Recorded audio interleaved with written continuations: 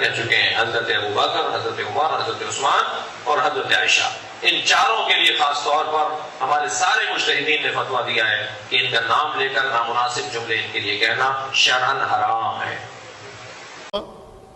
جن کے بارے میں آیات قرآن اتری ہیں، رسول اللہ کا ساتھ دینے والے، محمد رسول اللہ والذین معاہ، جو رسول اللہ کے ساتھی ہیں، جنہوں نے ہجرت کی ہے، جنہوں نے سختیاں دیکھی ہیں، یہ عظیم الشان ہیں۔ میں بارہا عرض کیا ہے کہ ان کے مقروض ہو گئے ہو آپ، ان کا حق ادا نہیں کیا۔ ان صحابہ کا ذکر کہیں آتا ہی نہیں ہے۔ اس سے ذرا برابر اہل بیت کی شان کب نہیں ہوتی۔ سورۃ اللیل میں اللہ رب العزت نے بہت ساری آیات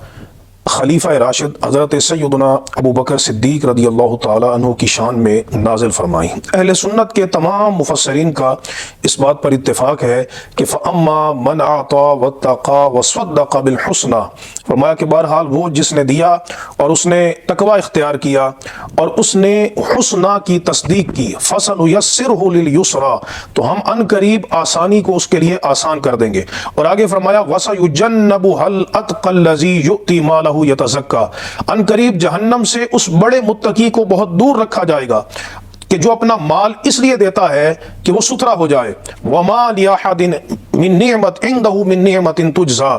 اس پر کسی کا کوئی احسان نہیں کہ جس کا بدلہ دیا جائے، إِلَّا ابْتِغَاءَ وَجْهِ رَبِّهِ الْأَعْلَىٰ، مگر وہ بڑا متقی اپنے رب اعلیٰ کی رضا چاہتا ہے، یعنی خرچ کرنے کے ساتھ، وَلَسَوْفَ يَرْضَىٰ، اور ان قریب وہ راضی ہو جائے گا۔ اب یہ جو آیات ہیں جن میں اللہ رب العزت نے ایک بندے کو متقی قرار دیا ہے اور اس کو اللہ کے راستے میں اخلاص سے خرچ کرنے والا قرار دیا ہے، اہل سنت کے تمام مفسرین اس پر متفق ہیں کہ یہاں حضرت ابوبکر صدیق رضی اللہ تعالیٰ عنہ مراد ہیں کہ جنہوں نے اسلام کی ابتدا میں اوائل دور میں غلاموں کو بڑی بھاری قیمت کے ساتھ خرید کر انہوں نے اللہ کے راستے میں آزاد کیا۔ یہ اتنی بڑی حقیقت ہے کہ شیعہ جو مفسر ہے طبرسی،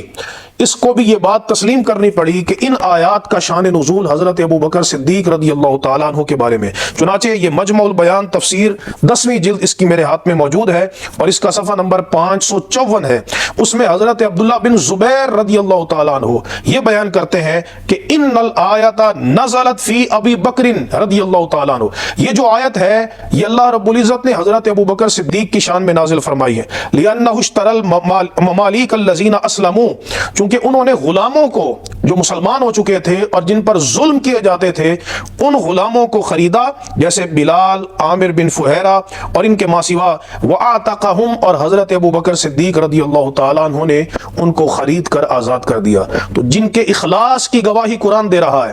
جن کے تقوی کی گواہی قرآن دے رہا ہے، جن سے اللہ رب العزت راضی ہونے کا اعلان فرما رہا ہے یا حضرت ابوبکر صدیق کو راضی کرنے کا اعلان کر رہا ہے، والا سوف یردا کے ساتھ، اور فَسَنُيَسِّرْهُ لِلْيُسْرَىٰ، اب جو بدبخت ان کے ایمان میں شک کرے یا ان کی ذات پر لان تان کرے، تبرہ کرے، اس سے بڑھ کر روئے زمین پہ محروم بندہ کون ہو سکتا ہے۔ اللہ تبارک و تعالی ہمارے ایمان کی حفاظت فرمائے۔ وآخر دعوانا ان الحمد للہ رب